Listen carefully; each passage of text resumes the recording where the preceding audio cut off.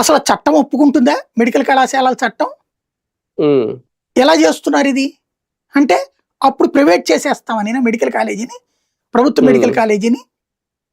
అప్పుడు మరి కేంద్రం డబ్బులు ఎందుకు, రాష్ట్ర భూమి ఎందుకు, ఇవన్నీ పెట్టి ఎవరినో దోచుకోమంటాం ఎందుకు? ఒకప్పుడు కనుక దాని పేరేమంటారు షుగర్ ఫ్యాక్టరీలు, తర్వాత పాల ఫ్యాక్టరీలు, ఇవన్నీ సహకార రంగంలో ప్రజలందరూ రైతుల డబ్బులతో కడితే వాటిని తీసుకెళ్లి సంస్కరణల పేరుతో నేను దీన్ని బాగు చేస్తున్నానని చెప్పి ప్రైవేట్ వాళ్ళ చేతిలోకి వెళ్ళిపోయినాయి. ఇప్పుడు ఆ రైతులకు ఏమైనా సంబంధం ఉందే దాంట్లో? పేరుకు సొసైటీ ఎన్నికలు జరుగుతాయి, అధికార పార్టీ నాయకుడే అక్కడ చైర్మన్. ఇప్పుడు ఆ భూమా అఖిల ప్రియకి వాళ్ళ మేనమామకి ఏంటి గొడవ? లేకపోతే తులిపాల నరేంద్ర ఇష్యూ గొడవ ఏంటి? విశాఖ డైరీది గొడవ ఏంటి? ప్రభుత్వానికి అవి ప్రైవేట్వి. దాంట్లో సంపద వాళ్ళు ఇష్టం వచ్చినట్టు ఖర్చు పెట్టుకుంటున్నారు. ఆ విధంగా ఇవి కూడా దోచిపెడతారా?